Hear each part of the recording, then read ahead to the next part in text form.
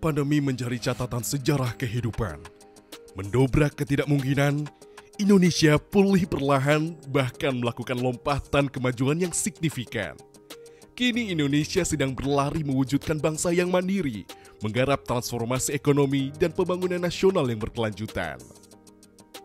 The Perfect Storm, 5 badai diprediksi dapat mendisrupsi kondisi ekonomi ibu pertiwi. COVID-19, konflik, climate change, commodity price, dan cost of living berpotensi menyebabkan krisis multidimensi. Ancamannya sangat nyata, sehingga risiko ketidakpastiannya harus tepat dikelola. Dengan spirit kolaborasi, pemerintah harus menyusun strategi pengelolaan risiko yang efektif dan komprehensif, membalikan dampak negatif ketidakpastian menjadi peluang bagi kemajuan ekonomi yang berkelanjutan. Peraturan Presiden Nomor 39 Tahun 2023 tentang Manajemen Risiko Pembangunan Nasional atau MRPN diterbitkan sebagai landasan. MRPN digalakkan untuk mendukung tercapainya sasaran pembangunan yang berkelanjutan, mendorong kementerian, lembaga, pemerintah daerah hingga desa, badan usaha, dan badan-badan lainnya untuk lebih proaktif dan antisipatif terhadap perubahan organisasi dan lingkungan. Dengan MRPN, pemerintah mampu melangkah pasti dengan penuh keyakinan dalam menghadapi ketidakpastian. Pengaturan MRPN mengisi kekosongan dan memberikan kepastian landasan hukum untuk menerapkan manajemen risiko, baik di tingkat entitas maupun lintas sektoral. Untuk mewujudkan penerapan MRPN, dibentuk Komite MRPN dan Pengawasan Internal Lintas Sektor yang bertanggung jawab kepada Presiden. Komite ini terdiri dari 4 Menteri Koordinator sebagai pengarah, Menteri Perencanaan Pembangunan Nasional, Kepala Badan Perencanaan Pembangunan Nasional sebagai Ketua merangkap anggota, Menteri Keuangan dan Menteri Dalam Negeri sebagai Wakil Ketua merangkap anggota, dan 4 Menteri sebagai anggota, yaitu Menteri Badan Usaha Milik Negara, Menteri Hukum dan Hak Asasi Manusia, Menteri Desa, Pembangunan Daerah Tertinggal dan Transmigrasi, dan Menteri Pendayagunaan Aparatur Negara dan Reformasi Birokrasi. Sementara, pengawasan internal lintas sektor diperankan oleh aparat pengawasan intern pemerintah yang berada di bawah dan bertanggung jawab kepada Presiden, serta menyelenggarakan urusan pemerintahan di bidang pengawasan keuangan negara daerah dan pembangunan nasional. Pengelolaan risiko dimulai dengan menetapkan konteks yang mengacu pada tujuan pembangunan nasional serta visi misi dan program Presiden. Kemudian, dilanjutkan dengan penilaian risiko yang terdiri dari kegiatan identifikasi risiko, analisis risiko, dan evaluasi risiko. Atas risiko yang teridentifikasi, dipilihlah perlakuan risiko yang sesuai. Hasil tersebut kemudian didokumentasikan dan dilaporkan. Pada periode tertentu, risiko akan direview dan dipantau untuk menjaga relevansinya. Setiap proses tersebut dilalui dengan tidak meninggalkan komunikasi dan konsultasi antar instansi terkait sebagai wujud nyata dari sinergi. Sense of crisis harus ada di kita semuanya, sehingga kita harus ada perencanaan yang baik, harus ada skenario yang pas dalam menghadapi situasi yang tidak pasti ini. Kolaborasi dan sinergi antar elemen pemerintah menjadi kunci penerapan MRPN. Bersama-sama melakukan identifikasi risiko yang komprehensif, mengembangkan strategi pengelolaan risiko yang efektif, dan mengimplementasikan tindakan pencegahan yang tepat. Pemerintah harus mampu menjaga cita-cita negeri untuk kemajuan ibu pertiwi. Risiko ada untuk direspon melalui serangkaian proteksi. Dengan semangat kolaborasi, bersama-sama pemerintah beraksi nyata kelola risiko untuk wujudkan cita-cita bangsa.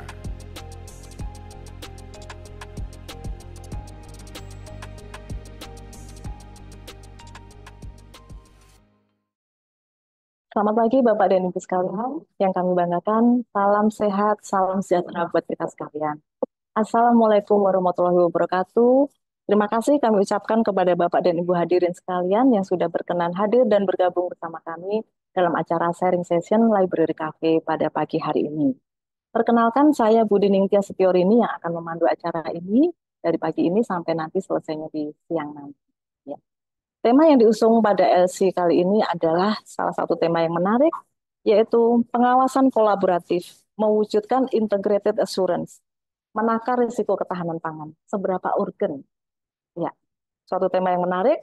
Namun sebelum kita masuk ke tema intinya, izinkan saya menyapa Bapak Ibu yang hadir di ruang Zoom.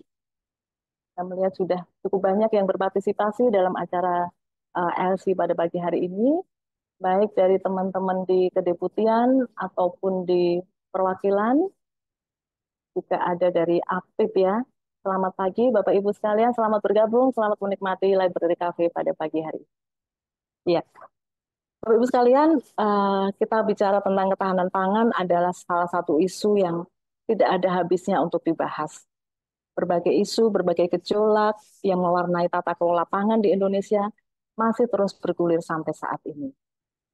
Isu kenaikan harga komoditas pangan, terutama beras, kemudian isu kelangkaan pupuk subsidi, kemudian alih fungsi lahan pertanian yang begitu masif, belum lagi dengan panjangnya rantai pasok adalah sebagian saja dari potret tata kelola pangan di Indonesia. Diperlukan upaya tertentu untuk memitigasi risiko-risiko yang timbul dalam rangka mewujudkan pencapaian tujuan Indonesia yang tahan pangan, berdaulat pangan, dan mandiri dalam hal pangan. Ya. Cita-cita untuk mewujudkan ketahanan pangan ini masih berhadapan dengan jalan terjal. Berbagai risiko linsek masih membayangi di berbagai fase, mulai dari hulu sampai dengan nantinya upaya mewujudkan cadangan pangan nasional. Lalu bagaimana langkah terbaik yang mesti ditempuh? Deputi Investigasi berkolaborasi dengan Putra Jakpos BPKP mengajak Bapak dan Ibu sekalian untuk bergabung dalam sharing session Library Cafe pada pagi hari ini yang berjudul Pengawasan Kolaboratif Mewujudkan Integrated Assurance. Menakar risiko ketahanan pangan, seberapa urgen? Ya, seberapa urgen perlu kita takar risiko-risiko terkait ketahanan pangan tersebut? Ya, influencer kita pada pagi hari ini sudah hadir bersama kita. Yang kami hormati Bapak Effendi Siombing, Direktur Investigasi 1. Selamat pagi Bapak. Selamat datang. Sehat ya Pak ya, mudah-mudahan. Iya, iya. Terima kasih sudah berkenan hadir dalam acara sharing session kita pada pagi hari ini. Sebelum kita sampai ke materi utama yang akan dibawakan oleh Pak Effendi Siombing, ya, izin kami bacakan secara sepintas kurikulum vitae dari influencer kita pada pagi hari ini, yaitu Bapak Effendi Siombing, Direktur Investigasi 1, Deputi Bidang Investigasi BPKP. Bapak Effendi Siombing dengan gelarnya begitu banyak, sudah tidak meragukan lagi kompetensinya untuk menyampaikan materi ini. Kemudian beliau lahir di Rapusan Tapanuli Utara pada 19 Juni 1973. Kemudian riwayat pendidikan adalah alumnus sejati dari Universitas Sumatera Utara sejak dari S1, S2 dan saat ini sedang mahasiswa program doktoral yang sudah lulus ya Bapak ya. Selamat Bapak. Hampir ya sudah di tahap akhir sekali. Sudah selesai ujian disertasinya. Selamat Bapak. Kemudian riwayat pengalaman Pak Siombing pernah di Nusa Tenggara Timur, kemudian di Riau, kemudian di Sumatera Utara, kemudian Papua Barat juga sudah pernah, kemudian kembali lagi ke Sumatera Utara pada tahun 2018 sampai 2021, kemudian menjadi Kepala Perwakilan BPKP Sulawesi Tengah 2021 sampai 2023, kemudian di 2023 sampai saat ini adalah menjabat sebagai Direktur Investigasi 1 di BPKP Pusat. Ya. Witness expert beliau adalah 25 tahun selaku ahli pada tingkat penyidikan dan persidangan kasus dugaan tipikor, rapid, dan arbitrase. Ya, dengan sebegitu banyaknya pengalaman beliau, sangat berkompeten untuk menyampaikan materi kita pada pagi hari ini. Ya. Sepertinya hadirin sudah tidak sabar lagi untuk mendengarkan sharing session dari Pak Siombing. Sebelum saya serahkan kepada Bapak, saya akan berikan satu pantun. Tegama lama membawa nasi. Cakep. Lauknya teri dan kuah kari. Mari bersama berkolaborasi, belajar dari Bapak Effendi. Iya. Siap, makasih. Iya. Kami persilakan Bapak. Baik. Assalamualaikum warahmatullahi wabarakatuh. Shalom, Om Swastiastu, Namo Buddhaya, salam kebajikan, semangat NKRI, semangat pangan Indonesia. Bapak Ibu peserta Library Cafe lewat Zoom, yang kami hormati, rekan-rekan APIP se-Indonesia, pemerintah daerah, dan juga KL, dan Bapak Ibu Kaper, para Korwas, yang mewakili BPKP dan rekan-rekan di BPKP di kantor pusat. Bapak Ibu, kenapa judul kita begitu penting hari ini dan topik ini sangat menantang? Karena kita tahu Bapak Ibu, tidak ada satu orang pun di muka bumi ini yang tidak makan. Semuanya harus makan. Nah, karena itu Bapak Ibu, bagaimana kondisi program pembangunan nasional Indonesia yang terkait dengan sektor ketahanan pangan. Nah, kita perlu melihat dari berbagai aspek. Nah, slide berikutnya.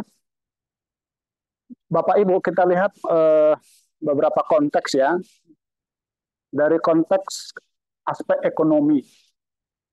Bahwa sekarang negara-negara surplus pangan itu juga tidak mudah memberi harga yang murah bagi negara-negara lain, termasuk Indonesia. Jadi harga itu menjadi area perang baru. Lalu dari sisi demografi, kita lihat pertumbuhan penduduk di dunia terus berkembang dengan pesat. Kita tahu seperti Cina 1,4 dan sekarang diduduki oleh India dengan penduduk paling banyak 1,44. Nah, ini tentu termasuk Indonesia yang terus bergerak menuju demografi yang memuncak. Nah, lalu dari aspek politik, Bapak Ibu, pangan juga menjadi senjata politik untuk menyatakan kedaulatan sebuah bangsa dan membuat bangsa lain tergantung kepada kita. Lalu aspek teknologi, kita tahu bahwa pertanian Indonesia sendiri masih didominasi petani-petani tradisional, klasik. Nah, agak berbeda dengan negeri Eropa yang sudah mekanikal, bahkan termasuk Cina, dalam hal penyemprotan pun sudah menggunakan drone. Nah, di Indonesia belum kita lihat ini. Dari aspek hukum, bahwa Perpres 39 tahun 2019 sudah menyatakan ada perlindungan lahan. Tapi kenyataannya Perpres ini nggak pernah nendang. Kenapa? Karena di dalam pasal itu tidak menjelaskan insentif, ya, insentif yang akan diterima oleh petani yang memiliki lahan sawahnya itu. Sehingga mereka cenderung menjualnya kepada developer dan berbagai pihak yang lebih menguntungkan secara pribadi. Lalu dari aspek lingkungan, Bapak Ibu, kita lihat bahwa pemupukan yang terus-menerus itu akan membuat kondisi lahan bukan malah menjadi baik, tetapi malah menimbulkan racun. Nah, selain itu perubahan iklim dunia yang kita lihat ya seperti kemarin itu El Nino dan sekarang La Nino itu juga mempengaruhi kondisi pangan kita mulai dari pengolahan lahan, pembibitan, sampai pada nanti pasca panen. Nah, ini tentu ada penyesuaian-penyesuaian. Jadi tidak lagi seperti zaman dulu, petani kita bisa memprediksi begitu September, Oktober, November, ya itu saatnya musim tanam karena musim hujan. Tapi kalau sekarang tidak lagi karena terjadi siklus iklim. Nah, lalu apa permasalahannya? Kalau kita lihat permasalahannya, sumber daya alam kita sangat terbatas. Nah, ini kalau kita eksplorasi terus-menerus, mungkin generasi mendatang tidak lagi bisa menikmati lahan-lahan hijau, lahan-lahan pertanian dan persawahan. Nah, yang kedua, dampak perubahan iklim global tadi mempengaruhi stok pangan dan pasca pangannya. Nah, sementara petani-petani kita masih didominasi petani-petani kecil yang masih gampang ikut izonisasi ya di ijon. Sementara kalau kita bandingkan dengan Eropa, bursa Eropa, Thailand sama Vietnam, itu sistem mekanikalnya, korporasi pertaniannya sudah semakin kuat. Bahkan mereka berorientasi bahwa para petani harus menghasilkan kualitas impor yang diterima oleh Eropa maupun Amerika. Nah, kita belum sampai ke sana. Nah, Lalu sementara di satu sisi pertumbuhan penduduk semakin besar, otomatis konsumsinya juga semakin tinggi dan semakin besar. Dan stok pangan kita sendiri masih sangat terbatas, sehingga kita masih tergantung pada negara lain. Jadi yang disebut dengan kemandirian, apalagi kedaulatan pangan, itu sepertinya masih barang mimpi di Indonesia. Oke, next. Nah, kita lihat Bapak Ibu bahwa tidak bisa program pembangunan untuk sektor ketahanan pangan itu diserahkan kepada salah satu instansi. Tidak memungkinkan. Nah, ego sektoral masing-masing instansi dalam mengusulkan program, kegiatan, maupun management project-nya itu tidak terkonvergensi dengan baik oleh institusi. Ada kecenderungan teman-teman di Bappenas maupun di DJA itu tidak melakukan validasi mendalam terhadap program-program ini. Apalagi dalam usulan alokasi anggaran ini lebih kuat dominasi faktor politiknya di teman-teman legislatif. Nah, kita lihat mulai dari hulu on farm ya sampai off farm, pasar sampai cadangan pangan nasional ini harus ditangani dengan baik ya. Harus tangani baik. Tidak ada lagi sebenarnya ego sektoral kalau kita mau menuju mandiri dan kedaulatan pangan. Nah, kita lihat seperti lahan contoh. Lahan ini kita memang sudah punya program LP2PB tadi. Tapi siapa yang bertanggung jawab kalau di lapangan terjadi konversi lahan ke properti ya, ke daerah industri lain? Siapa yang bertanggung jawab? Harusnya kan teman-teman dari dinas-dinas tata ruang tidak dengan mudah memberi izin. Tapi kan nyatanya gampang benar. Jadi, nah akhirnya nanti Perpres 39 2019 tadi itu menjadi sebuah hanya cerita di atas kertas. Nah, itu dari aspek hulunya ya.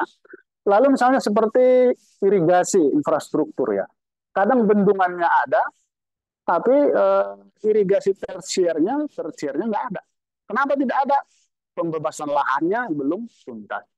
Kenapa pembebasan lahan belum tuntas? Bahwa itu tugasnya Pemda. Nah, Pemda nggak mampu, kenapa? Dana nggak punya. Nah, jadi seperti siklus iblis lah menurut saya ini. Jadi tidak ada putus-putusnya, semua lempar tangan. Ada istilah ini para pejabat ini wasting time. Ya udahlah, biarkan aja ya. Nanti saya kan menjabat cuma 2 tahun akhirnya. Saya tidak mau menjadi beban. Jadi lupa dia bahwa akibat tindakan dia generasi mendatang tidak masih. Nah, kita lihat on farm ya, sama on farm ini dari sisi produktivitasnya. Nah, kita beras saja masih impor, padahal katanya negeri Swarna Dwipa ya. Seperti lagu apa itu? Lagu Ebit Gyadi kalau nggak salah ya. Bahwa dilempar apa tuh? Dilempar saja tumbuh ini. Khawatir bahwa negeri kita itu adalah kolam susu, artinya saking makmur, saking potensinya tinggi sebenarnya. Tapi ternyata susunya itu sudah susu karapan itu, tidak lagi bisa, sudah bawa penyakit. Nah, ya, jadi lagunya itu sudah harus dikoreksi. Lalu off farm. Nah, off farm ini juga ini sepertinya bahan mainan para pelaku pasar besar. Nah, sekarang mereka sudah mulai turun ke industri-industri penggilingan dengan skala besar yang mampu menampung misalnya sampai 2 kabupaten. Seperti di Sumatera Utara, saya pernah ke lapangan langsung. Jadi mereka bangun swasta ini, mereka bangun pabrik besarnya. Jadi ada 2 kabupaten penghasil padi di situ, gabah, itu mampu dia serap. Nah, hingga BUMD di sana akhirnya ya mau gulung tikar kalau tidak salah ya. Lalu dari sisi pasar ini juga menjadi mainan oknum-oknum tengkulak. Pemerintah selalu hadir seperti pemadam kebakaran ini. Ya, intervensinya pasar murah itu yang tahunya program pemerintah. Yang menurut kami dari sisi pengawasan tidak akan bisa mengatasi akar masalahnya untuk mengatasi permainan para oknum-oknum tengkulak ini. Lalu cadangan pangan nasionalnya, ini juga secara data baik maupun nasional maupun daerah, nah ya itu juga memerlukan klarifikasi bahwa eh, cadangan pangan di daerah, pemerintah daerah kadang-kadang tidak punya alokasi yang cukup untuk ke sana. Oke, next. Nah, kita lihat Bapak Ibu ini bisa lihat di layar nanti, bahannya akan dikirimkan, bahwa dari sisi ya program prioritas nasional, kita lihat luar biasa ini sebenarnya lingkungan hidup itu di atas 100%. Saya tidak tahu ini 100%-nya apa, menendang atau memang targetnya rendah. Nah, kalau kita lihat yang kuning, yang 88%, ini terkait ketahanan pangan masih 88,7%. Artinya masih ada beberapa hal yang masih harus didorong. Nah, kita lihat dari sektor pangan harapan, ya, kita lihat skor pola pangan kita, itu ada peningkatan ya, ada peningkatan, tapi begitu potensi kecukupan konsumsi pangan, nah kita lihat capaian cukup, ada juga tren menurunnya. Nah, oke, next. Nah, kita lihat Bapak Ibu dari sisi program pembangunan nasional ini, prioritas nasional, program prioritas dan kegiatan prioritas khusus untuk sektor keterpangan dapat terlihat dari nilai tukar petani maupun tukar nelayan. Nah, kita lihat nilai tukar petani ini masih miris kita ya. Targetnya itu naik 10%. Padahal 10% itu sebenarnya bagi petani tidak terlalu tinggi. Tapi itu pun Bapak Ibu tidak tercapai. Nah ya, kalau misalnya dia mengeluarkan biaya produksinya 100, dia diharapkan bisa memperoleh marginnya 10%, itu nggak tercapai. Jadi wajar petani kita akan tetap miskin. Dia hanya tercapai 102. Nah, kalau logika saya, yang nggak usah kerja petani pun bisa dapat segitu, 102. Nah, lalu instansi-instansi yang lain kemana? Apa yang harus dilakukan? Nah, itu tidak nendang-nendang. Menurut saya tidak harus 110. Harusnya 130. Nah, dengan target rendah saja pun belum tercapai. Hanya 2. Artinya kalau dia tanam 100.000, dia hanya dapat apa? Hanya dapat 2.000 perak. Kan miris. Lalu nilai tukar nelayan. Nah, kita lihat ini cukup meningkat. Ya, mohon maaf, menurun juga. Harganya tinggi, tapi ya lumayan lah dibandingkan tukar petani. Nah, oke, next. Nah, ini Bapak Ibu kita lihat dari sisi manajemen risiko, existing SPI-nya maupun IEPK-nya Bapak Ibu kita lihat ini masih banyak di posisi 3, 3 itu memang sudah bagus. Tetapi ternyata dari indikator yang ada ya, dari referensi teori yang ada itu bahwa itu belum efektif. Nah, harus masuk di level 4. Belum efektif. Memang sudah tersusun programnya dengan baik, tapi ya ini tadi maksudnya berarti belum nendang. Kalau bahasa Pak Jokowi, ini kok kenapa nggak nendang-nendang? Nah, jadi SP kita juga sudah mulai meningkat, tapi masih aspek formalitasnya yang lebih dominan daripada efektivitas sistem pengendalian maupun manajemen risikonya itu sendiri. Oke, next. Hasil diagnosa kita Bapak Ibu kita lihat ya.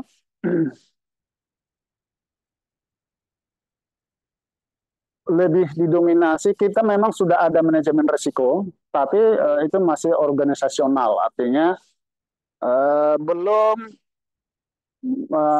belum melibatkan lintas sektoral ya, seperti Kementerian Pertanian dengan Bappenas dengan PUPR selaku penyedia infrastruktur, Pemda selaku penyedia lahan, dan PUPR juga selaku kalau di beberapa daerah sebagai penata ruang ya, yang mengukur tata ruang di lapangan. Nah, itu resiko lintas sektoralnya belum diakomodir. Oke, next. Nah, ini kita lihat Bapak Ibu dari analisis bawah saya, kiri dan kanan ya, dari aspek dua sisi kita lihat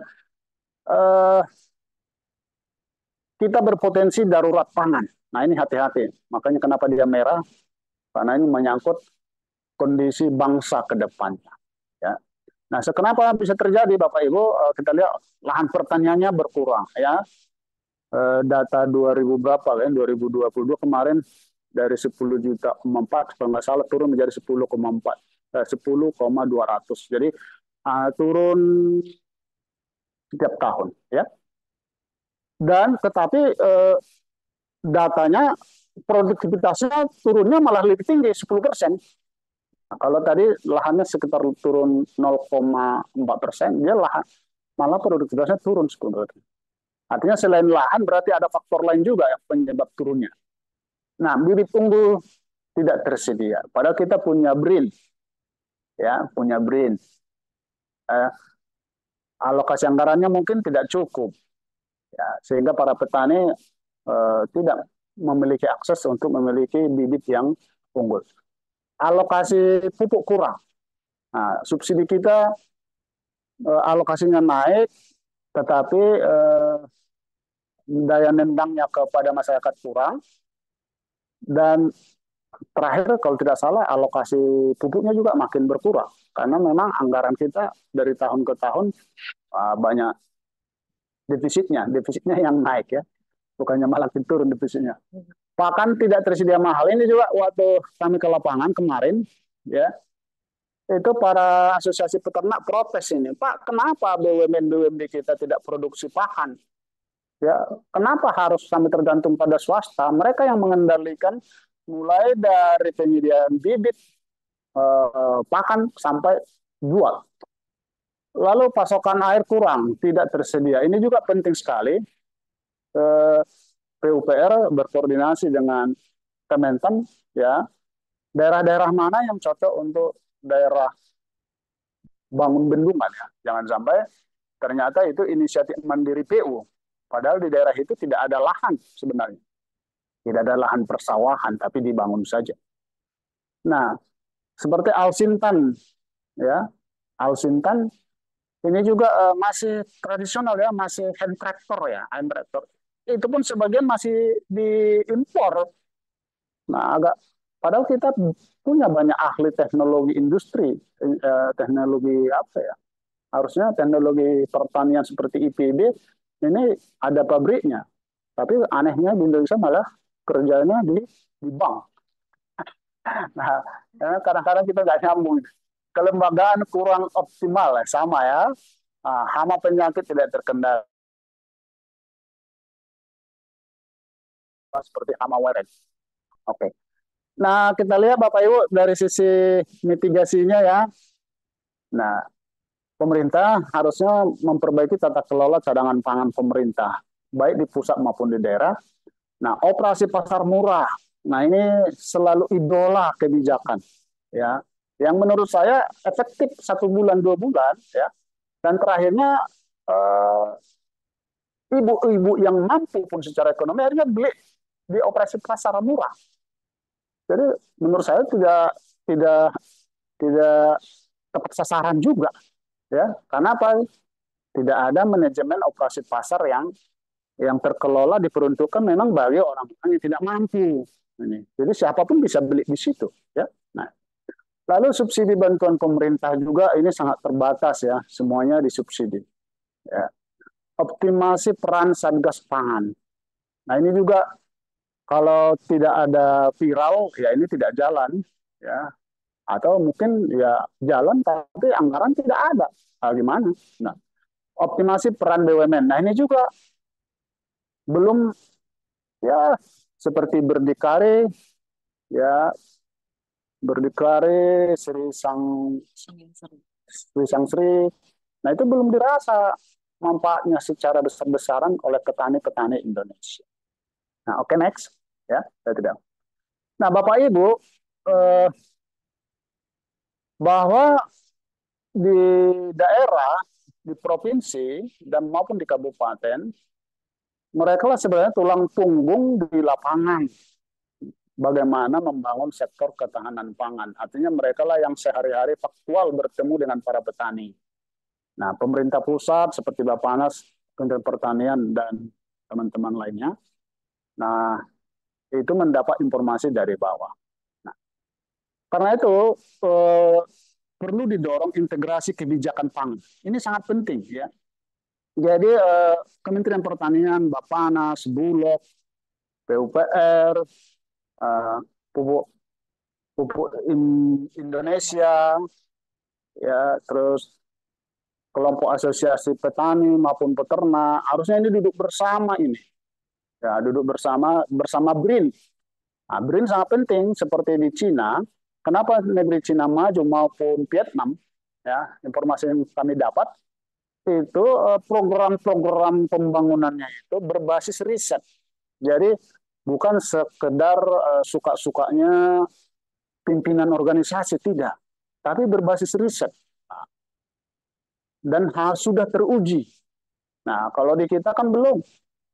Nah, ya ada istilahnya tanda kutip, mohon maaf Bapak Ibu untuk pembelajaran kita. Yang penting kita punya akses negosiasi kepada para wakil-wakil rakyat, ya, kepada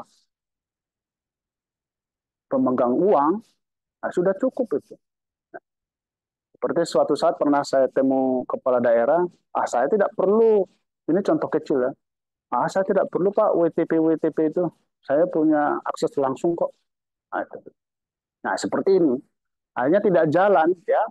Nah, jadi integrasi kebijakan itu benar-benar itu mudah menyebutkannya, tapi benar-benar harus dilakukan ketika mulai musrenbang, bahkan jauh-jauh sebelum musrenbang. Nah, duduk semua bersama.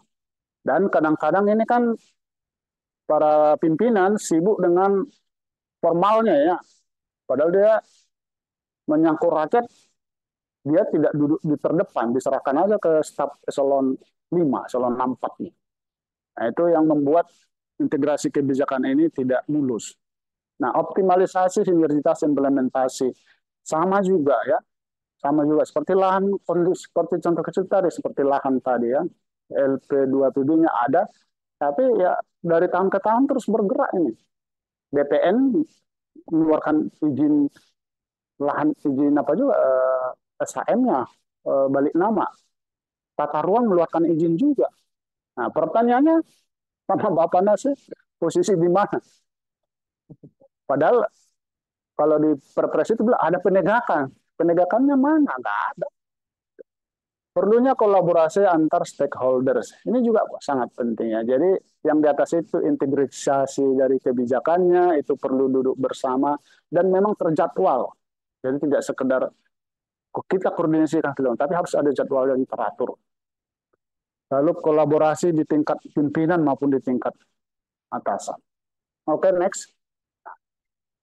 Nah, ini gambaran ilustrasi kerentanan proses bisnis pengawasan atas ketahanan pangan. Bapak Ibu, ini terkhusus teman-teman di APIP, ya, BPKP di pusat daerah maupun APIP KL maupun APIP daerah. Nah, kalau kita lihat Bapak Ibu, BPKP memang sudah masuk pada lintas sektoral ketahanan pangannya. Tapi selama ini BPKP masih BPKP oriented ya, simpulannya. Teman-teman APIP masih sebatas memberi akses datanya, memfasilitasi. Tetapi mereka sendiri sebenarnya yang lebih paham akan program-program itu, mana yang perlu didorong, mana yang masih sudah bagus, mana yang mengandung kelemahan, mereka sendiri sebenarnya lebih tahu. Nah, BPKP itu kan hanya memotret dari luar, masuk ke dalam dokumen. Nah, andaikan ini ada kolaboratif pengawasan secara teratur, ini jauh lebih efektif dan efisien dan lebih recommended lah. Jadi kalau BPKP rekomendasinya ke Bapak Presiden, ya kalau kita lihat di sebelah kanan, maka Ijen bisa merekomendasi ke tingkat dirjennya, ya. BPKP bisa juga merekomendasi ke tingkat menterinya. Jadi ada bridging antara laporan ke presiden, ada juga bridging laporan kepada menteri. Nah, ini kenapa penting? Kalau ke presiden sifat rekomendasinya mungkin hanya 1-2 sifatnya makro, misalnya perbaikan tata kelola sektor ketahanan pangan, ya, atau integrasi kebijakan program ketahanan pangan. Nah, Tetapi ketika ke tingkat menteri, apa maksudnya ini? Mereka nggak tahu itu. Nah, itu perlu ada bridgingnya ke tingkat menterinya. Dari 2 rekomendasi, akhirnya ke menteri bisa menjadi 10 rekomendasi strategisnya. Dari menterinya turun lagi ke dirjennya. Itu bisa sampai 15 rekomendasi misalnya ini. Lalu ke eselon 2 turun lagi selaku eksekutor untuk rekomendasi tersebut. Nah, ini yang belum terlihat. Nah, ke depan diharapkan ada juga integrasi program pengawasan sektor tanaman pangan dengan KL-KL maupun Pemda. Jadi Bapak Ibu, teman-teman APIP khususnya, yang namanya pemeriksaan SPJ itu kalau boleh sudah kita tinggal lah, tidak terlalu fokus. Kalau saran saya ya 20% lah itu. Nah, 80% sudah pada ketepatan kebijakan program, termasuk nanti mensinkronkan antar instansi yang terkait. Nah, di sini kita lihat Bapak Ibu, Kementan, Bapanas, Bappenas, ya. Nah, Kementerian PUPR. Nah, sebenarnya di Bappenas inilah pintu akhir untuk mensinkronkan semua program-program itu. Mana yang nendang, mana yang tidak akan nendang. Jadi disinkronkanlah misalnya dari PUPR apa yang terkait pertanian, dari Bapanas, dari Bappenas, dari Kementan sendiri, dari PUPR-nya, dari Pemda-nya sendiri, itu digabung di situ. Itulah mesin sebenarnya, mesin pengolah program-program nasional. Sehingga dengan filter yang kuat, meskipun anggarannya sedikit, akhirnya program itu nendang. Jadi tidak sekedar yang penting anggarannya terserap. Bapak Ibu, coba next ada. Ini contoh risiko. Oke. Itu kira-kira Bapak Ibu, nanti kita untuk contoh risiko akan kita diskusikan melalui interaktif, ya. Demikian yang bisa kami sampaikan. Kami kembalikan ke moderator. Terima kasih. Wassalamualaikum warahmatullahi wabarakatuh. Waalaikumsalam. Terima kasih Bapak Effendi Siombing, influencer kita pada pagi hari ini, yang sudah menyampaikan materinya, yang sangat menarik Bapak Ibu sekalian ya. Jadi tidak cukup dengan berhenti di pengawasan lintas sektoral saja ya, ya Pak ya. Iya, Tapi benar. diperlukan kolaborasi antar APIP untuk mewujudkan integrated assurance. Ya. Seperti apa sih teknisnya, kemudian apa saja pernak-perniknya dan kendala-kendala apa saja yang mungkin akan kita alami untuk mewujudkan integrated assurance tersebut, nanti akan kita bahas bersama pada sesi berikutnya pada saat diskusi interaktifnya. Sebelum itu nanti ada break sebentar yang akan diisi dengan performance musik. Nah, pada saat break kami persilakan Bapak Ibu seandainya ada pertanyaan yang mau disampaikan bisa melalui forum chat, atau seandainya mau diskusi secara interaktif juga nanti bisa raise hand. Ya. Kita akan break kurang lebih 5 menit. Kami persilahkan Bapak Ibu untuk menyiapkan pertanyaannya, karena nanti di penghujung acara akan ada 3 penanya terpilih ya. Belum tentu terbaik ya Pak ya, tapi Ya, terpilih. Jadi nanti pilihannya tergantung dari Bapak influencer kita. Mau memilih yang mana dengan judgement beliau, 3 penanya akan mendapatkan hadiah yang wow. Ya. Silakan Bapak Ibu sekalian, kita break 5 menit, kemudian kita akan sambung dengan sesi diskusi interaktif. Terima kasih.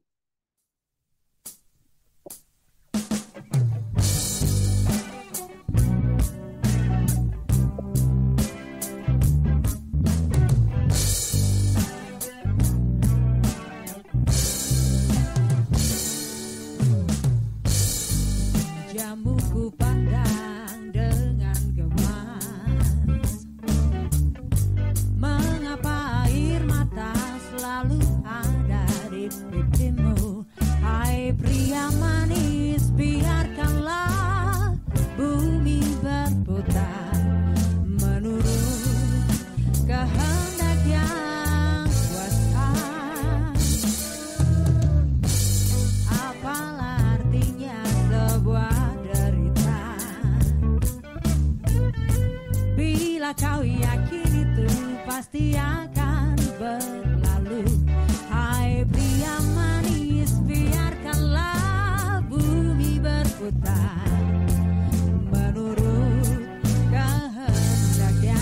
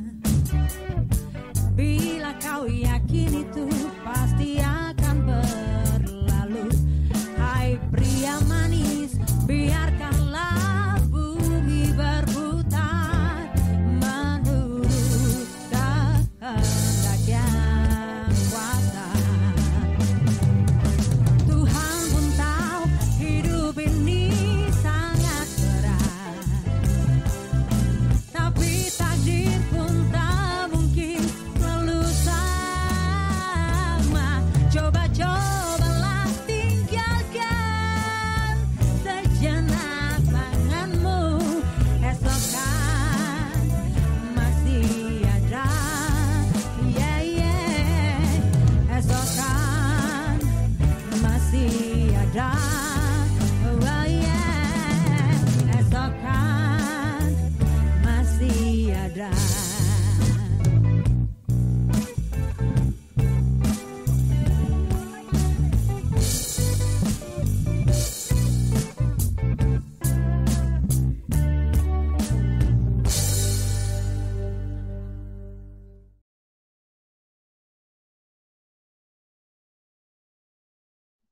tinggi. Baik, Bapak Ibu sekalian, sudah cukup fresh ya dengan hiburan musik yang barusan kita nikmati sama-sama. Iya, baik. Kita akan masuk ke sesi interaktif diskusi. Kami melihat ada salah satu penanya dari Bapak Kaper Kalbar ya. Selamat pagi Pak Rudi, selamat pagi Pak Kaper. Iya. Izin khusus untuk Pak Kaper, barangkali mau menyampaikan secara langsung, Pak. Kami persilakan. Selamat pagi, Pak Kaper Rudi.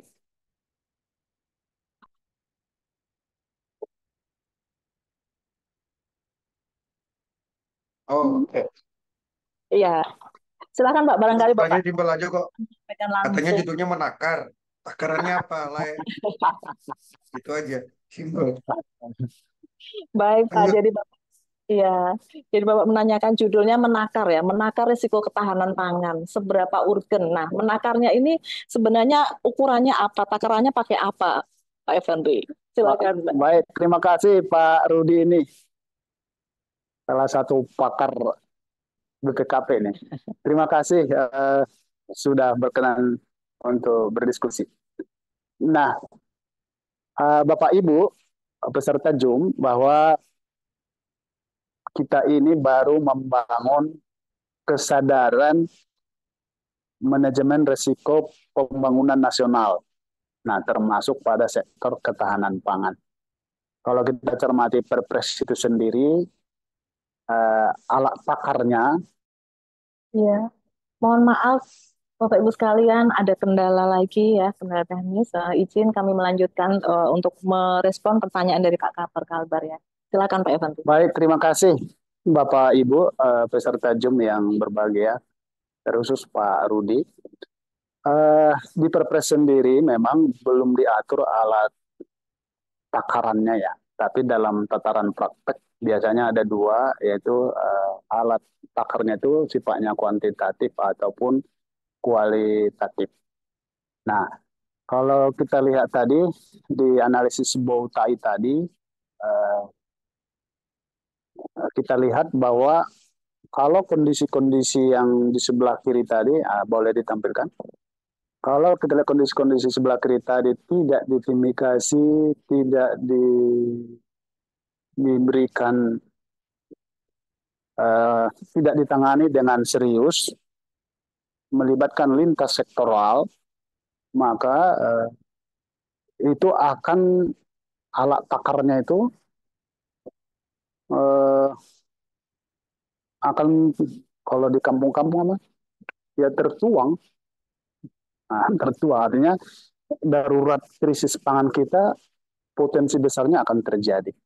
Nah, jadi kalau model-model scoring memang besok belum terbangun ya, belum terbangun masih dalam proses untuk mengukurnya. Tapi ini kenapa kita buat alat judulnya menakar? Ternyata bahwa dengan kondisi faktual dari hasil asesmen oleh teman-teman BPKP maupun direktorat terkait dengan sektor ketahanan pangan, ternyata bahwa resikonya cukup tinggi ya. Kalau dari sisi kualitatifnya cukup tinggi. Artinya kalau tidak diatasi akan terjadi seperti yang di sebelah kanan itu. Seperti kelangkaan pangan, pangan mahal, peningkatan angka kemiskinan. Memang kita harapkan ada alat indikator yang terkuantifikasi lah, supaya itu menjadi indikator bagi pengambil keputusan. Oh, ini sudah waktunya, misalnya kalau diimpor, sudah waktunya impor ini. Jadi bukan tunggu kejadian dulu baru impor. Nah, seperti yang kami dapat informasi kemarin di salah satu provinsi, begitu viral, bukan viral, begitu harga pakan tinggi, pemerintah langsung impor di situ. Padahal proses impornya kan butuh sampai 2 bulan, 3 bulan baru masuk ke Indonesia. Ketika di Indonesia datang impor pakan tadi, eh, sudah sudah apa panen besar-besaran. Sehingga apa? Barang yang masuk, yang impornya tadi tujuannya menstabilkan harga pakan sudah nggak efektif. Justru malah lebih mahal dibandingkan dengan harga pakan karena sudah musim panen jagung pada saat itu. Nah, itu contohnya, andaikan ada tadi takaran yang kuat, ya takaran ya parameternya, indikator ya seperti pesawat kalau kita lihat itu, 2 minggu sebelumnya, sebelum sebelum harga pakan naik sudah diperkirakan berdasarkan analisis, sudah waktunya kita eh, impor ini, sehingga ketika impor datang harga pakan turun. Nah, jadi akhirnya eh, tidak maksimal hasil impor tadi untuk menekan harga. Itu kira-kira Pak Rudi. Demikian Bapak Ibu, terima kasih. Iya. Baik, terima kasih atas penjelasannya Pak Siombing. Iya. Dari Pak Kapar, apakah ada tanggapan? Saya persilakan. Pak Rudi. Masih di mute, Pak Rudi? Di mode. Oke. Ini saya kasih masukan aja sedikit. Ini terpikir aja lah. Jadi Siap. saya waktu kemarin penugasan illegal fishing, kemarin kami praktekkan di beberapa tempat di konstruksi waktu itu. Jadi secara tidak sadar sebenarnya lensa berpikirnya atau lensa untuk observasinya itu adalah Perpres 39 2023. Apakah itu bisa kita anggap seperti itu? Karena eh, itulah frameworknya. Jadi dari finding-finding yang tadi sudah diuraikan lah ya, sebenarnya itulah temuan. Temuannya itu diambil dari frameworknya Perpres 39 2023.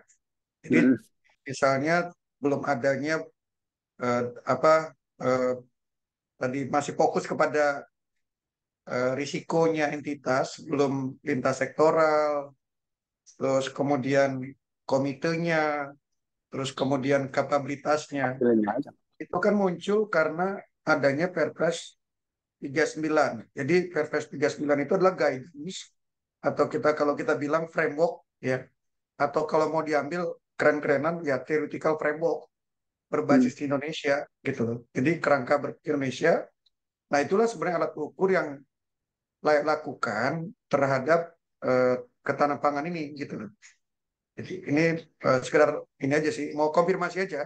Jadi dia tidak sekedar kita lihat sebagai regulasi kalau saya baca. Karena berbeda dengan regulasi-regulasi lainnya, ya. Regulasi ini banyak sekali mengatur hal-hal yang bukan soal keharusan, tetapi konsep. Berarti ada misalnya adanya komite dan sebagainya itulah. Kalau gitu bisa kita anggap sebagai lensa berpikir. Ya, terus kemudian tinggal nanti bagaimana kaitannya dengan SPP terintegrasi dan sebagainya ya. Karena kita sudah punya juga frameworknya SPP terintegrasi gitu ya. Mungkin eh, kita anggap sebagai salah satu alat untuk mendetailkan SPP terintegrasi gitu. Ini untuk mengangkat aja pemikiran. Ya oke lah bahwa di situ tadi menggunakan botai analisis dan sebagainya. Tetapi kan botai analisis itu kan analisis tool analisis yang sifatnya umum, bukan yang terhadap MR lintas sektoral. Nah, kita harus sepakat mungkin di BPKP kalau bicara alat analisisnya MRPN lintas sektoral mau dia pangan, mau dia kemiskinan, ya alat analisisnya atau framework analisisnya kita menggunakan MRPN Perpres 39 Bulan. 2023. Kira-kira itu aja saya minta komentar. Baik, silakan Pak. Ini jadi lebih ke konseptual framework-nya ya Pak ya. bagaimana penerapan dari konsep yang dari MRPN itu diterapkan dalam menakar risiko untuk ketahanan pangan. Baik, terima kasih Pak Rudi. Terima kasih rekan-rekan peserta Zoom-nya.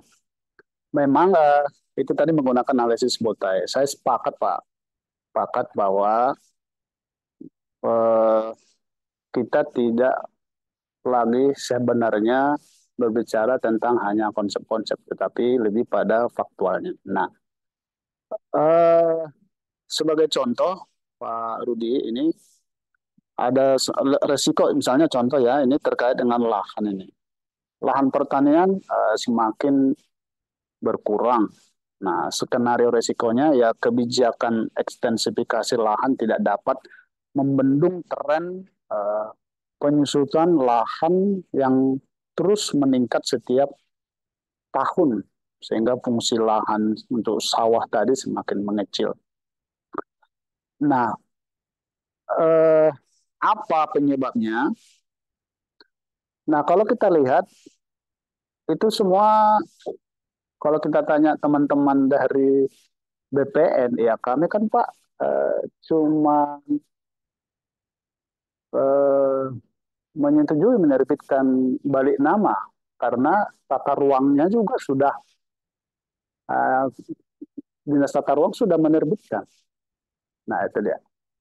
Padahal kita tanya kenapa dinas tata ruang menerbitkan? Oh di kami belum ada perdanya. Nah terus kita tanya misalnya dia bangun adalah sektor katakanlah sektor perumahan ya, perumahan. Nah kita tanya apa ya, kalau tata ruang apa ya? PUPR. Selain PUPR atau contoh industri lah, industri atau perdagangan lah. Nah, di situ kita tanya perdagangan misalnya. Kenapa dikasih izin izin apa ya? Izin pembangunan pasar modern di situ, ya kan? Nah, dilempar lagi, Pak kan sudah ada izin dari tata ruang. Nah itu dia. Lalu kita tanya kepada petaninya sendiri, kenapa Bapak jual itu? Ya saya kan butuh uang, Pak. Tapi kan sudah ada peraturan Perpres 39 2019 itu terkait lahan itu. Hah? Itu gimana Pak? Kebetulan sama-sama 39. Saya lebih butuh duit Pak. Saya harus lepas. Terus pemerintah kasih apa? Nah, pemerintah melalui Kementerian Pertanian hanya bilang begini. Eh, Kemudahan akses untuk mendapatkan pupuk. Nah, sama akses modal. Nah, dia tidak butuh itu. Nah, jadi kan melibatkan banyak lintas sektoral, tetapi yang bertanggung jawab sendiri siapa yang harus memegang risiko utamanya ini? Nggak ada. Semua masing-masing, oh, bukan saya Pak, bukan saya, bukan saya. Nah itu belum terbangun siapa. Harusnya kan pemerintah tetapkan ini. Ya udahlah, apapun yang terjadi, BPN ini nggak boleh terbitkan SHM atau HGU atau HGB-nya nggak boleh. Nah, tapi kenyataannya kan itu tidak ada. Oh, bukan saya kok pemilik risiko utamanya. Saya sepanjang ada prosedur di tempat lain terpenuhi, saya lepas. Nah, terus kita tanya kepada di situ, misalnya perdanya sudah ada, Satpol PP-nya. Nah, kenapa nggak ditegakkan itu? Kan di sini sudah ada. Ya Pak, kami tidak ada alokasi anggaran. Nah, kalau kita tegakkan, dia protes juga, Pak. Apa yang dikasih pemerintah ke dia, ke pemilik lahan? Nah, itu contoh kecil dari skenario resiko perubahan lahan sawah menjadi lahan lahan padat untuk industri, properti atau perdagangan. Nah, yang kedua misalnya contoh seperti bibit unggul. Nah, bibit unggul yang bersertifikat untuk 12 komodita belum mampu memenuhi kebutuhan karena produsen benih cenderung berhati-hati memproduksi benih bersertifikat. Nah, kenapa itu enggak ini seharusnya diambil alih Kementerian Pertanian? Kementerian Pertanian bilang gini, loh, sekarang bukan di kami Pak, untuk penelitian-penelitian bersertifikat ada di BRIN. Nah, terus kita tanya ke Mendak ini, kenapa enggak dikomersilkan Pak hasil-hasil riset bibit-bibit yang sudah unggul itu dikomersilkan? Nah, nah itu jadi beberapa apa ya, beberapa praktek antar kementerian KL dan Pemda itu terkait dengan resiko ini, resiko lintas sektoral itu juga belum dulu. Nah, itu belum dulu. Dan BPKP sendiri kan hanya menginisiasi nih Pak Rudi. Nanti yang menjadi penanggung jawab besarnya kan Bapenas, bukan kita. Kita hanya menginisiasi, memfasilitasi, men-trigger supaya teman-teman Bapenas bergerak. Mudah-mudahan nanti tidak seperti SPIP yang seolah-olah itu kalau kita tanya Pemda atau KLA itu kan tugas BPKP. Nah, jadi bukan karena kesadaran sendiri membangun SPIP-nya sama MR-nya. Nah, itu karena didorong-dorong oleh BPKP dan BPKP malah terlibat sampai intens ke dalam-dalamnya. Nah, mudah-mudahan nanti tidak bernasib seperti itu ya. MMPN ini kita harapkan kalau dari si target 2024 ini kita lepas murni. Artinya silakan Bappenas yang membangun sampai seluruh KL maupun kementerian. Nah, terima kasih nih Pak Rudi untuk sharing sessionnya. Baik, terima kasih untuk Pak Rudi Harahap. Terima kasih Pak Evanry atas tanggapan. Berikutnya ada penanya dari Bapak Baries Feriono dari D402. Izin bertanya, potensi pangan Indonesia sangat besar, namun kurang mampu dimanfaatkan. Ya. Ya. Salah satu PR-nya adalah mendorong Gen Z untuk berpartisipasi dalam sektor pangan. Nah, beberapa waktu lalu saya dapat insight baru, Gen Z itu sebenarnya bukan tidak mau jadi petani, tapi tidak mau jadi petani yang jadul, Pak. Jenis tanamannya juga bukan lagi beras, ketela, bawang, dan sebagainya, tapi lebih ke jenis pangan yang sedang ngetren. Misalkan bahan untuk membuat masakan Jepang atau Korea. Oh, iya. Nah, yang jadi pertanyaannya Bapak Baris ini, yang pertama, apakah ketahanan pangan itu terbatas pada kecukupan sembako saja? Iya. Kalau nilai tukar petani sayuran, bahan makanan yang lagi hits, misalkan makanan Korea atau Jepang, saya yakin angkanya akan tinggi, Pak. Ya. Nah, itu yang pertama. Kemudian, yang kedua, nilai tukar petani juga bisa diperluas dengan menggandeng sektor lain, misalkan wisata. Green tourism, ikut menanam, panen, memasak hasil panen, dan seterusnya. Nah, apakah potensi ini sudah menjadi alternatif untuk meningkatkan nilai tukar petani tadi?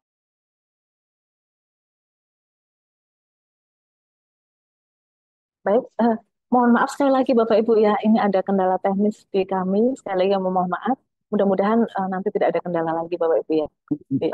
Jadi tadi pertanyaan dari Pak Beris Feriono dari D402, menarik ya Pak ya. Silahkan kami serahkan kepada Pak Evanry. Baik, terima kasih Mas Feris dan rekan-rekan peserta Library Cafe yang lewat Zoom pada pagi hari ini. Kebetulan Mas Feris saya ini anak petani, jadi sampai SMA masih mencangkul, capek, memang sangat melelahkan, panen sekali 6 bulan, harga turun. Jadi nilai tukar petani itu sangat rendah. Ya, yang penting cukup-cukup makan lah waktu itu di sana. Nah, itu tepat ini Mas Ferry bahwa generasi Z harus dilibatkan dan mungkin tidak harus kepada 12 sembako ya. Kalau sekarang kan konsentrasi pemerintah ada 14. Ya, tidak harus. Saya pernah buka sebuah YouTube kebetulan di Sumatera Utara, beliau S1, S2-nya dari ITS. Akhirnya dia balik kampung ke Sumatera Utara. Orang tuanya pada saat itu semua protes. Loh, kamu S2 teknik elektro kalau nggak salah, gitu ya. Kenapa balik jadi petani? Ya, gitu. Gimana nggak mau bawa harkat keluarga? Sekarang itu bisa dibuka di YouTube. Ternyata beliau sekarang punya karyawan banyak, menjadi eksportir sayur-sayuran kalau nggak salah kentang dan wortel ke Singapura dengan standar kualitas ekspor. Dan setelah tahun kelima ke 10 dia berjuang, baru orang tuanya yakin, oh ternyata anak saya ini tidak salah jurusan. Nah, dan kalau dia sudah petani seperti beliau, saya yakin tidak akan miskin, NTP-nya pasti tinggi karena dia punya karyawan. Dulu lahannya hanya 2 hektar, sekarang mungkin sudah sampai puluhan. Dan dia seorang miliarder, ya, jauh lebih makmur dari kita.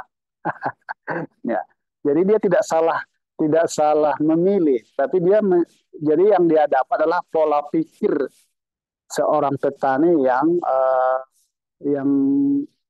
yang terbarukan, maksudnya yang dalam periode generasi Z, ya. Nah, jadi tidak harus 12 komoditas itu. Nah, yang kedua, eh, termasuk sebenarnya di beberapa daerah sudah mulai muncul seperti panen bersama, menanam padi bersama, itu juga menambah nilai tukar petani. Ya, jadi tidak lagi hanya mengandalkan panenannya saja. Bahkan ada kecenderungan seperti saya kemarin di Kulon Progo, kami kebetulan ke lokasi di sana, melihat justru pendapatan tertingginya bukan dari panenan, malah dari wisata. Ada nongkrong foto-foto di situ, ya, malah itu dia bilang sama kami itu jauh lebih tinggi, 2-3 kali lipat dari hasil eh, gabahnya sendiri. Nah, tetapi kan kita lihat, saya lihat rata-rata orang-orang yang mampu itu, yang seperti adalah orang-orang yang memang pendidikannya sudah bagus. Kebetulan pemiliknya itu pendidikan S2. Dan dia sudah sadar bahwa dengan pertanian ini, saya juga bisa makmur. Saya tidak perlu macet-macetan ke Jakarta 2-3 jam, tidak perlu stres, tidak perlu jadi pegawai negeri. Dia sadar betul, dan ternyata dia lebih makmur. Nah, jadi eh, termasuk sebenarnya pola pikir ini yang harus dibuka di generasi Z, mulai di SMA sampai kampus-kampus, ya. Kampus-kampus tidak berorientasi PNS maupun jadi karyawan di korporasi. Yang kalau kita survei, mungkin masih lebih banyak alumnus kepingin bekerja di kantor yang AC atau di Jakarta. Nah, lalu bagaimana membuka wawasan generasi Z ini? Ini juga penting. Jadi seharusnya teman-teman mungkin dengan Kementerian Pertanian bekerja sama dengan Asosiasi Rektor, ya, se-Indonesia, baik maupun swasta. Nah, itu membangun kurikulum baru.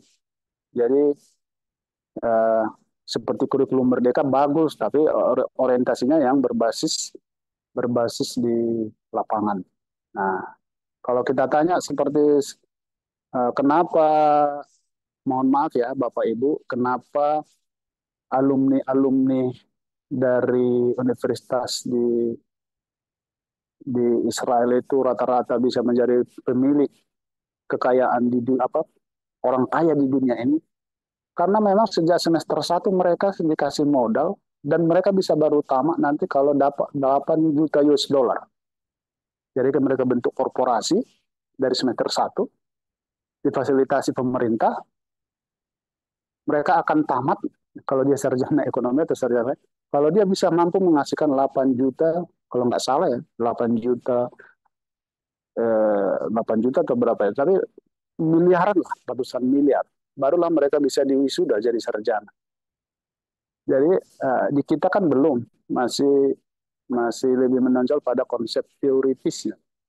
Nah, jadi apalagi kita lihat rata-rata alumni-alumni teman-teman dari jurusan pertanian bukannya bekerja, kalau disuruh ke mayoritas kemungkinan bukan di pertanian bekerjanya, tapi rata-rata di kantoran.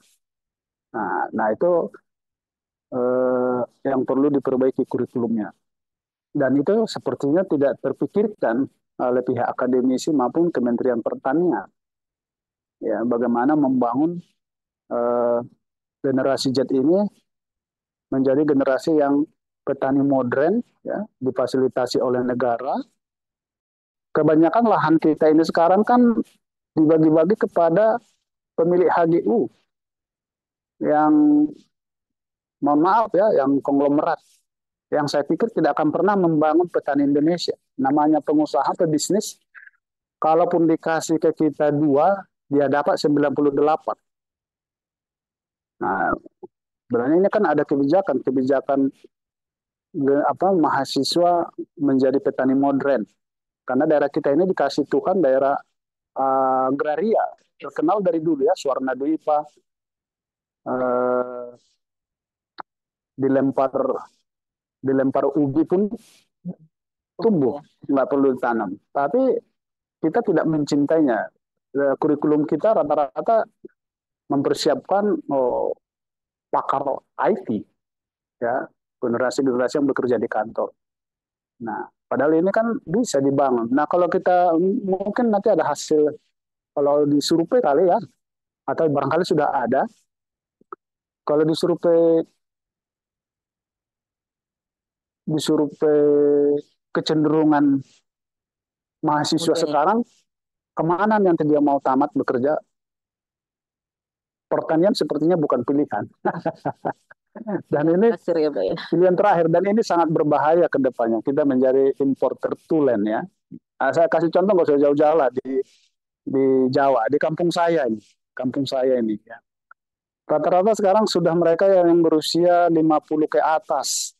Kalau saya tanya generasi muda kemana? Merantau kemana? Ke Batam. Mana? Jadi karyawan. Kemana? Ke Jakarta, ke Tangerang. Akhirnya lahan-lahan banyak yang tidak terolah. Dan itu baru di kampung saya, mungkin nggak tahu di kampung Bapak Ibu ya. Nah itu kira-kira Mas Ferry. Jadi eh, itu menjadi sebuah resiko lintas sektoral juga, melibatkan dunia akademisi. Jadi kalau tadinya kita hanya Kementerian Pertanian Bapak Anas ini, sekarang untuk generasi Z-nya harus dipersiapkan melalui Kementerian eh, Pendidikan dan Asosiasi Para Rektor se-Indonesia. Kurang lebih begitu, Mas Ferry. Terima kasih untuk pertanyaannya.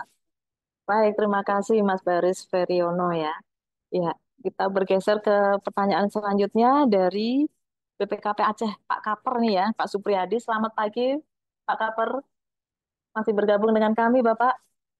Iya. Bapak menyampaikan pertanyaan di chat, namun sebelumnya kami tawarkan apakah mau menanyakan secara langsung ke Pak Evandri melalui diskusi interaktif. Saya persilakan, Pak Kaper, Bapak Supriyadi. Oke, terima kasih. Selamat pagi, Assalamualaikum. Pagi. Waalaikumsalam. Selamat Salam. pagi, Bapak. Ini aja saya tadi ngelihat yang pas di slide apa namanya apa tadi ya? Analisis bauta ya, Pak ya. Ya, analisis bukti ini kalau saya lihat eh, hampir kebanyakan sih ya. Kalau saya lihat di situ kan ada, walaupun mungkin saya salah ya, salah tafsir. Di situ kan disebutkan mitigasi cadangan pangan pemerintah, operasi pasar, subsidi bantuan pemerintah, optimasi peran Satgas Pangan, dan kalau menurut saya yang mungkin yang sesuai dengan judul substansi manajemen risiko pembangunan nasional itu yang agak mendekati yang paling bawah, karena yang lainnya itu kalau saya berpendapat sih, maaf kalau salah, itu mungkin lebih ke arah mitigasi yang sudah terjadi risiko. Jadi kalau di salah satu alternatif mitigasinya itu sudah contingency planning. Jadi dalam rangka darurat, jadi udah terjadi misalnya kelangkaan pangan atau harga mahal, itu langsung pemerintah turun tangan dengan operasi pasar misalnya, atau bahkan memberikan bantuan atau apalah cadangan pangan dan sebagainya. Jadi istilahnya sesuatu sudah terjadi. Nah, kalau saya nggak tahu benar salah ini teman-teman yang di pusat nih. Kalau memanage resiko itu kan resiko yang sebelum terjadi. Jadi lebih ke arah bagaimana caranya mengelola supaya pangan kita itu minimal mencukupi, kalau bisa melebihi, atau kalau dulu ada istilah swasembada pangan lah. Jadi baik pangan yang bersifat misalnya keamanan makanan beras, kemudian perikanan dan sebagainya lah. Jadi lebih ke sebelumnya. Misalnya contohnya, jadi membuat suatu teknologi, ya, teknologi pengelolaan pertanian kita itu supaya tadi yang sudah disampaikan Pak Effendi tadi, semua stakeholder lah dari KLP, BUMN, BUMD dan sebagainya itu berpemikiran yang sama, mempunyai persamaan persepsi dari hulu sampai hilir.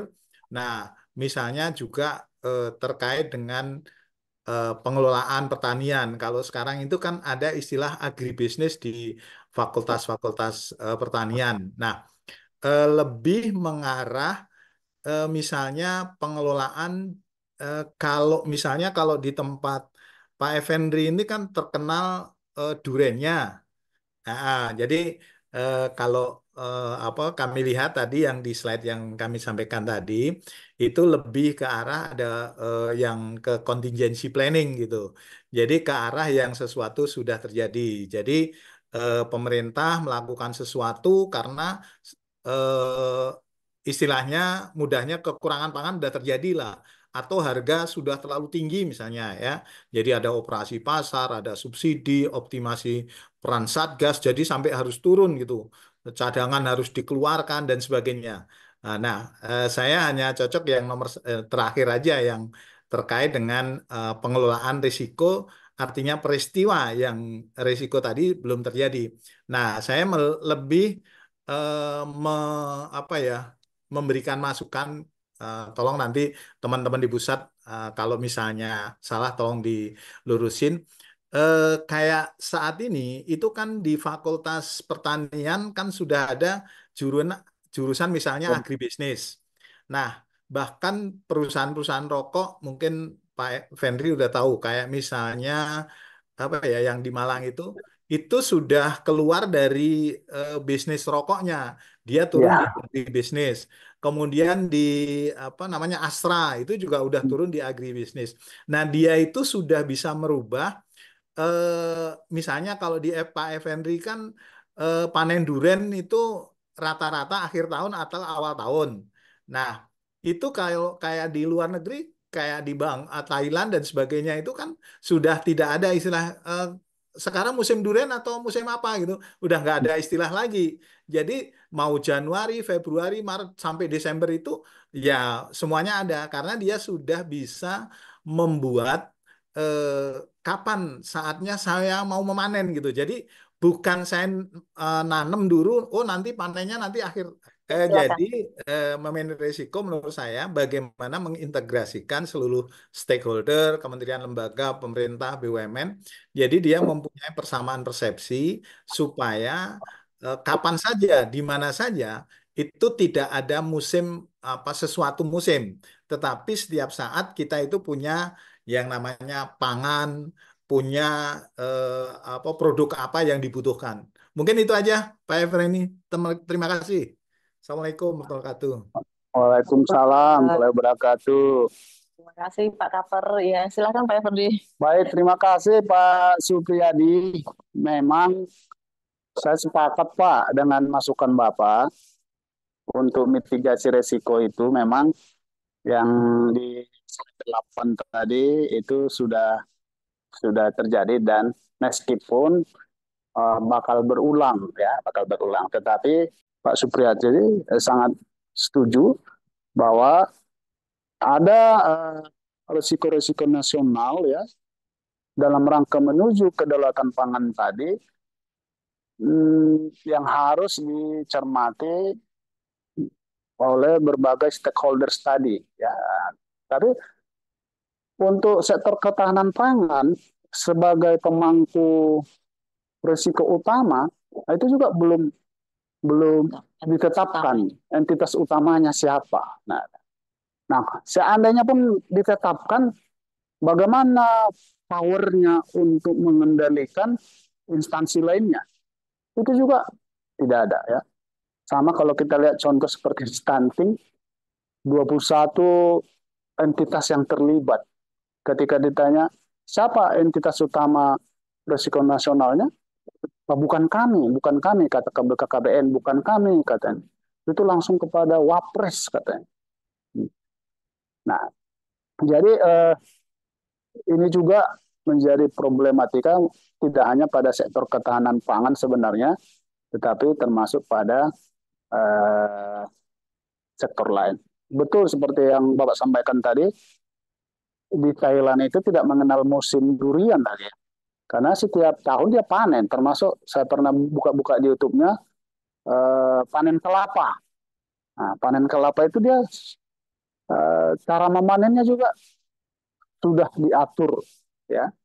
Nah, kalau di kita kan belum ini. Panenannya masih menggunakan monyet kalau untuk kelapa, ya kan?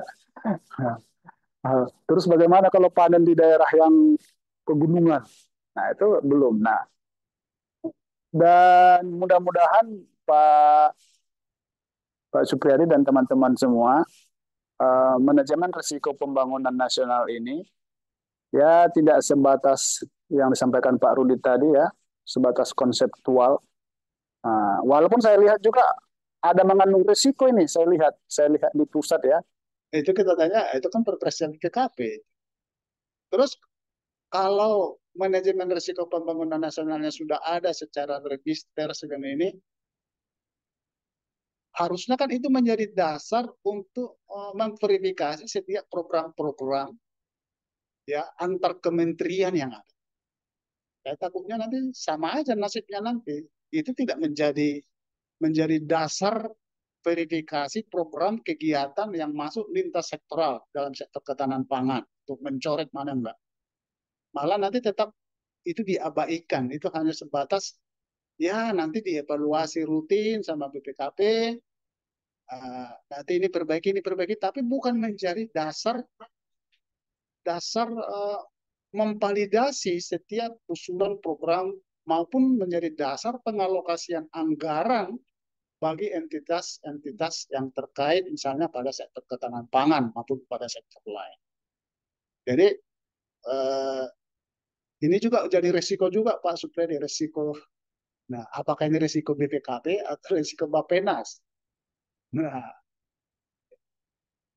mudah-mudahan bisa lebih nendang menjadi indikator utama kalau alokasi anggaran disetujui oleh DJA atau programnya disetujui oleh Bappenas sendiri. Nah, sebenarnya kalau bisa kita masuk ke sana itu keren sebenarnya. Tapi kalau nanti nasibnya sama hanya sebagai modal hanya untuk pengawasan kita rekomendasi, nggak ditindaklanjuti, ya sama saja sebenarnya. Terlalu banyak anggaran yang dikeluarkan untuk membangun tetap MPN, tapi akhirnya nggak nendang juga bagi negeri ini. Kalau menurut saya, kalau mau nendang itu menjadi dasar untuk menyetujui program dan menentukan besaran alokasi anggaran yang menyangkut lintas sektoral. Nah, mudah-mudahan bisa kita dorong sampai ke sana. Terima kasih untuk masukannya Pak Supriyadi. Ya, pertanyaan berikutnya adalah dari Aji ya, Kaper Malut ya, Bapak Triwisbo Aji. Ya, selamat siang Pak Aji. Ya, Pak Aji menyampaikan, saya pernah melihat di YouTube tentang petani nama Anas dari Madura di Jepang, Pak. Ya. Beliau sukses karena penggunaan teknologi hanya dengan istri mengelola 30 hektar lahan pertanian. Jadi cuma berdua aja Pak Aji ya. Sukses mengelola lahan pertanian seluas 30 hektar. Nah, sepertinya kita perlu menggunakan strategi seperti ini. Mohon responnya Pak, silakan. Baik, terima kasih Pak Keper, Pak Triaji ini, Pak Jenderal. Baik, terima kasih. Saya sepakat Pak Triaji. Memang kita harus banyak belajar ke berbagai negara kepada praktisi petani sederhana sebenarnya. Banyak kepada praktisi sederhana. Pada umumnya kita kan benchmarking kan ke instansi-instansinya. Sebenarnya pun di Indonesia yang seperti saya sampaikan tadi yang di Tanah Karo di Sumatera Utara itu ya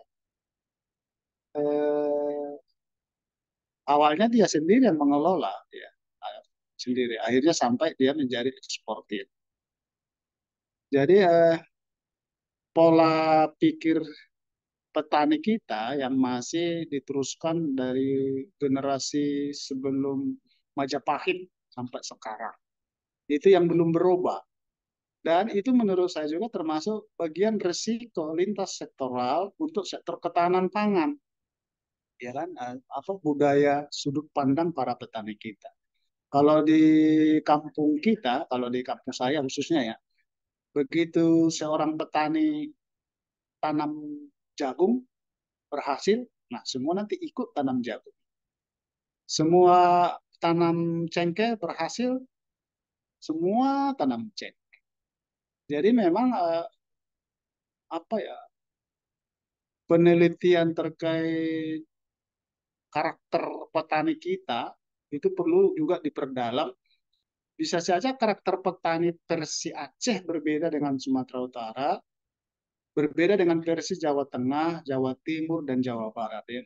Berbeda sudut pandangnya dan termasuk pola-pola pertaniannya. Nah, saya sepakat andaikan kita bisa mengasimilasi atau apa ya mengambil pola pikir yang sifatnya sudah maju tadi, apalagi itu orang Indonesia sendiri di negeri orang, itu saya keren untuk membangun kedaulatan pangan nasional kita. Dan tentunya termasuk dia sendiri akan lebih sejahtera. Dan kadang-kadang luput dari program para stakeholders sektor ketahanan pangan. Kadang-kadang luput yang demikian yang bisa menjadi benchmarking bagi petani itu sendiri. Ya. Nah, yang benchmarking kadang-kadang kan kita pejabat ini petaninya nggak pernah benchmarking, ya kan? Walaupun petaninya benchmarking ya rata-rata karena punya akses tertentu kepada oknum pejabat tertentu. Tapi tidak murni mau mendorong petani ini semakin ke tempat lain. Saya sepakat Pak Triaji, itu bagian dari resiko dan barangkali itu akan menjadi poin penting masukan bagi kami untuk menambah menambah resiko dan pernyataan resiko serta mitigasi resiko terkait dengan sektor ketahanan pangan. Terima kasih Pak Triaji, masih aman kan di daerah sana? Iya, iya Pak Kapor, Pak Haji. Masih bergabung Pak Haji? Kalau masih bergabung, izin menyapa Bapak, apakah masih akan menyampaikan respon atas pertanyaan Pak Bapak sebelumnya? Ya, sepertinya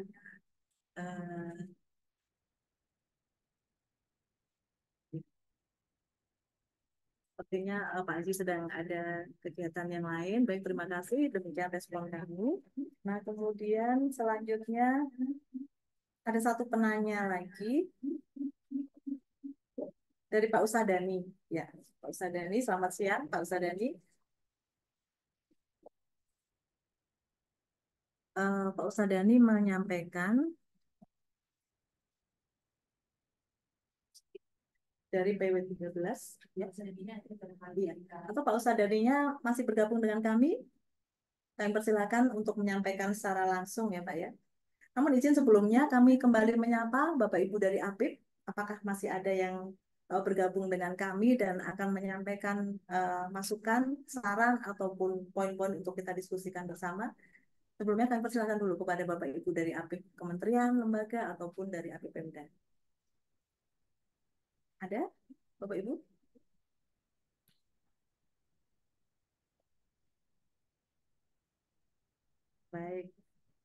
sambil menunggu nanti kami tunggu ya satu penanya dari sebagai wakil dari APIP. Ini kami akan merespon pertanyaan dari Pak Usadani terlebih dahulu. Iya, kami persilakan Pak Usadani. Baik, terima kasih Bu Rini. Selamat pagi, jelang siang, Pak Dir, Pak Effendi. Selamat pagi, Pak. Eh, Membaca berita di medsos kemarin, Pak Menteri Pertanian, Pak Amran Sulaiman itu menyatakan bahwa 5 tahun ke depan Indonesia akan swasembada pangan, bahkan sebagai lumbung pangan dunia. Beliau menyampaikan beberapa program strategis, ya, termasuk optimalisasi lahan dan sebagainya lah. Termasuk salah satunya adalah pompanisasi. Tapi kalau kita melihat begitu besarnya masalah atau risiko ketahanan pangan ini menurut kami mengharapkan kira-kira tanggapan Pak Dir selaku narasumber terkait dengan ini bagaimana? Terima kasih, begitu saja pertanyaan dari kami. Assalamualaikum warahmatullahi wabarakatuh. Iya, baik. Terima kasih atas pertanyaannya Pak Usadani. Ya, merespon apa yang disampaikan mantan Menteri Pertanian ya. Oh maaf, Menteri Pertanian sekarang ya. Iya, silakan Pak Siombing. Baik, terima kasih Pak Usadani dan teman-teman peserta Zoom. 5 tahun ke depan ditarget menjadi lumbung pangan dunia. Berarti lumbung pangan dunia berarti kita sudah mencapai kedaulatan pangan secara nasional. Nah, kedaulatan pangan kita secara minimal konsumsi rumah tangga kita 14 komoditas. Nah, apakah ini akan terpenuhi?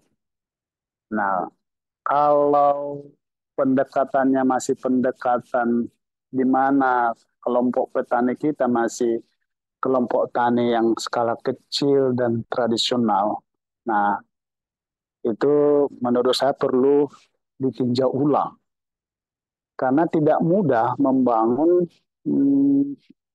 swasembada pangan. Tapi kalau misalnya untuk hanya satu produk, misalnya beras, itu kemungkinan bisa tercapai. Tapi itu pun harus disertai dengan komitmen semua entitas yang terkait dengan sektor ketahanan pangan. Nah, kalau lahannya tiap tahun berkurang, seperti saya di awal tadi, dia berkurang 0,4%. Tetapi produktivitasnya malah turun drop 10%. Nah, walaupun ada beberapa data, dia relatif stabil. Nah, kalau data lahan kita saja tidak valid ya, tidak valid berapa sih sebenarnya luasan sawah kita, berapa sih sebenarnya setiap catur bulan ya, per 4 bulan yang ditanami, mana yang tidak ditanami. Kalau itu tidak di-updating setiap per catur bulan, nah kemungkinan target tadi akan terpengaruh. Nah, kalau alokasi pupuknya, subsidi pupuknya terus-menerus turun, sementara petani kita sangat mengandalkan itu, kemungkinan target yang disampaikan beliau itu akan menjadi berat untuk dicapai 5 tahun ke depan. Meskipun itu hanya stok beras sendiri ya. Nah, stok beras sendiri. Nah, kalau kita lihat seperti di Papua Barat itu untuk beras dari Jawa Timur sampai ke Papua Barat itu butuh 9 rantai pasokan. 9. Jadi betapa mahalnya sampai di Papua Barat.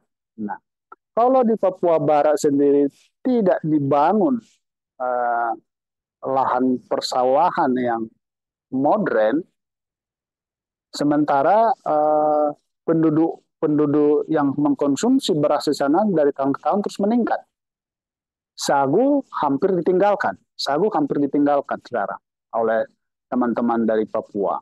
Nah, kalau itu saja tidak bisa diatasi, jangankan maksudnya eh, target 5 tahun ke depan, sementara 2 tahun ini yang Papua nggak teratasi, ya berat juga menurut saya yang disampaikan beliau. Memang cita-citanya kalau boleh ya lebih cepat lebih bagus. Nah, informasi terakhir alokasi anggaran juga ke teman-teman Kementan eh, relatif stabil, bahkan kemungkinan cenderung turun. Nah, ke Bapanas anggarannya ada untuk stoknya ada sekitar 15 triliun yang harus dikelola. Tapi kan bukan dalam rangka swasembada. Nah, kalau anggaran ke stoknya lebih besar daripada anggaran lahan maupun peningkatan off-farm-nya lebih kecil, ya itu agak berat juga tercapai. Tapi ya bisa-bisa saja kalau memang ada strategi utama ya, strategi utama. Itu kira-kira Pak Usadani, ya mudah-mudahan kita berdoa target itu terwujud ya. Kalau petani kita kaya, insya Allah tidak banyak demo Pak, karena udah kenyang. Ya kan? Demikian, makasih Pak Usadani ini. Iya, terima kasih Pak Effendi. Iya. Kalau sudah kenyang nggak akan demo ya Pak Yus. Iya. Iya. Demikian Pak Usadani. Kemudian kembali kami menyapa untuk rekan-rekan APIP dari Kementerian Lembaga ataupun dari APPMD, Inspektorat, ataupun dari SPI BUMN.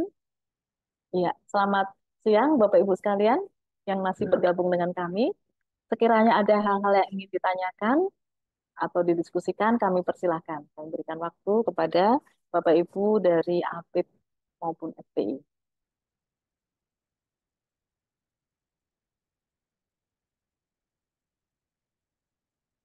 Apakah ada? Sepertinya tidak ada ya. Baik. Baik. Apakah masih ada pertanyaan lagi dari Bapak Ibu hadirin sekalian yang masih bergabung dengan kami? Sebelum kita tutup dengan closing statement dari Pak Siombing, mungkin diumumkan dulu Pak 3 penanya terpilih. Mau Bapak yang memilih. Terima kasih. Mohon izin Pak Rudi dari Kalbar, Pak Supriyadi dari Aceh, sama Mas Ferry. Mas Ferry dari D4. Iya, Mohon baik. maaf teman-teman, terima kasih. Baik, pemenang sudah dipilih, sudah ditentukan oleh Bapak influencer kita pada pagi hari ini ya. Selamat kepada Pak Rudi Harahap, Bapak Kaper, kemudian Pak Kaper Aceh, Pak Supriyadi, dan kemudian kepada Mas Baris Feriono dari D402. Ya. Hadiahnya sudah kami siapkan. Nanti kalau Pak Beris yang di satu gedung dengan kami bisa langsung menghubungi kami di lantai 9. Sedangkan nanti untuk Bapak Kaper, Pak Supriyadi dan Pak Rudi Harahap nanti akan kami koordinasikan kembali. Baik, Bapak Ibu sekalian, sebelum kita akhiri sesi sharing session ini, kami persilakan kepada Pak Effendi Siombing untuk menyampaikan closing statement-nya, Pak. Silakan. Baik Bapak Ibu, terima kasih sudah berkenan hadir. Closing statement kami adalah bersama kita bisa membangun pangan yang berdaulat dan kita mulai dari sinergitas program dan pengawasan kolaboratif. Sekian dan terima kasih. Terima kasih, luar biasa. Baik, Bapak Ibu sekalian. Dengan demikian, rangkaian acara demi acara sudah kita lalui dari pagi tadi hingga saat ini.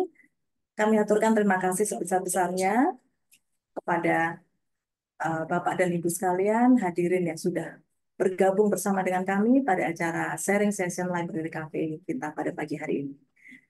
LC kita pada pagi hari ini adalah salah satu rangkaian dari MRPN series yang kemarin sudah dimulai pada hari Senin kemarin, dan ini adalah sesi keduanya, dan masih akan ada serangkaian sesi-sesi berikutnya. Dan kami harapkan partisipasi dari Bapak Ibu sekalian untuk tetap bergabung bersama kami dalam seri-seri LC berikutnya yang masih membahas seputar MRPN ini. Ya. Sebagai penutup, izinkan saya menyampaikan pantun saya. Ya. Elok nian si burung gelatik, mencari makan untuk anaknya. Demi assurance yang lebih baik, jangan ketinggalan seri berikutnya. Ya. Demikian Bapak Ibu sekalian, kami akhiri dengan ucapan terima kasih. Mohon maaf jika ada hal-hal yang kurang berkenan. Kami akhiri dengan ucapan Assalamualaikum warahmatullahi wabarakatuh. Selamat siang.